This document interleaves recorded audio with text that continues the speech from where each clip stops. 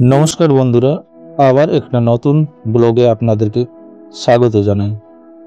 আর আজকে আমি চলে এসেছি পুরুলিয়ার শহরে। এই প্রথমবার হচ্ছে খাদি মেলা, আর সেই খাদি মেলাতে আর আজকে আমি আপনাদেরকে দেখাবো এই খাদি মেলাতে কি কি রয়েছে এবং খাদি সম্পর্কে যাটুকু তথ্য আমার কাছে আছে সেগুলো আপনাদের কাছে শেয়ার করব। এখানে পাবেন বিভিন্ন রকম খাদি পণ্য, যেমন কাপড়, গয়না, হস্তশিল্প।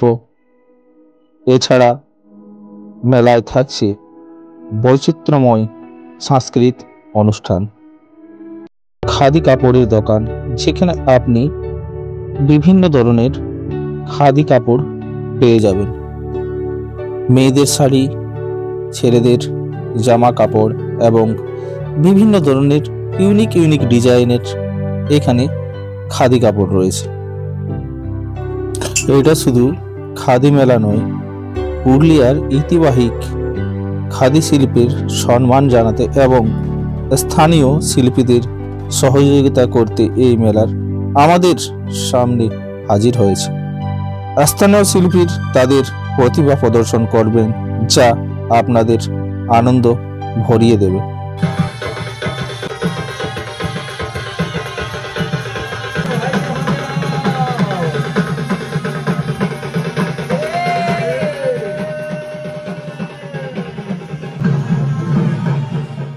আর বন্ধুরা দেখুন, এইখানে খাদি কাপড় তৈরি হচ্ছে।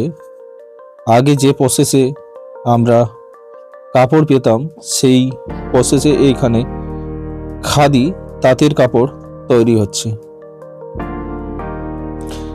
এই সব জিনিসগুলো এখন আপাতত অ্যাডভান্স টেকনোলজি এসে এই সকল জিনিসগুলো দেখা যায় না, কিন্তু এই মেলাতে আমরা এই কাপড় তৈরির যে আগের প্রক্রিয়াগুলো রয়েছে সেটা দেখতে পাচ্ছি।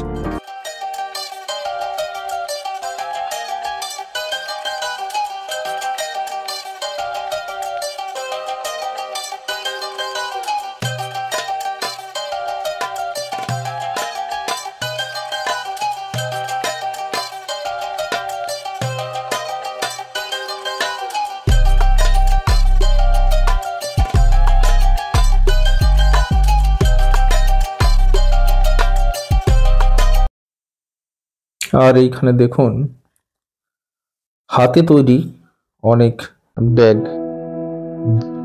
পাওয়া যাচ্ছে।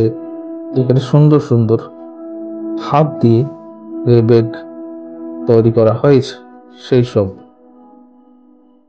এই ধরনের অনেক স্টল রয়েছে এই মেলাতে, যেখানে সুন্দর সুন্দর হস্তশিল্প দ্বারা তৈরি ব্যাগ,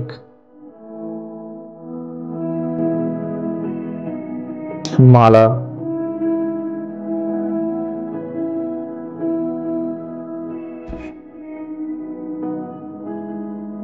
হস্তশিল্পের একটা অন্যতম জায়গা এই খাদি মেলা। আর এখানে দেখতে পাচ্ছেন মধু পাওয়া যাচ্ছে। এখানে একটা দোকান রয়েছে, যেখানে আচারের দোকান। এছাড়াও পাচ্ছেন সুন্দর সুন্দর হস্তশিল্পের চেয়ার। এই খুব সুন্দর সুন্দর এইখানে পাচ্ছেন আপনারা কাঠের তৈরি অনেক মূর্তি, আয়না।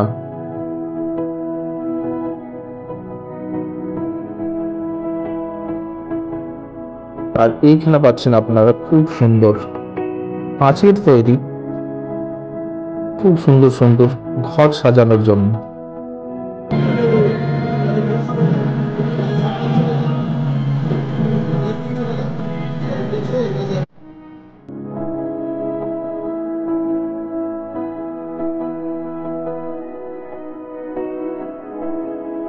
আর এইখানে পাচ্ছেন আপনারা হাতে তৈরি আমাদের ভগবান, দেব দেবীর মূর্তি।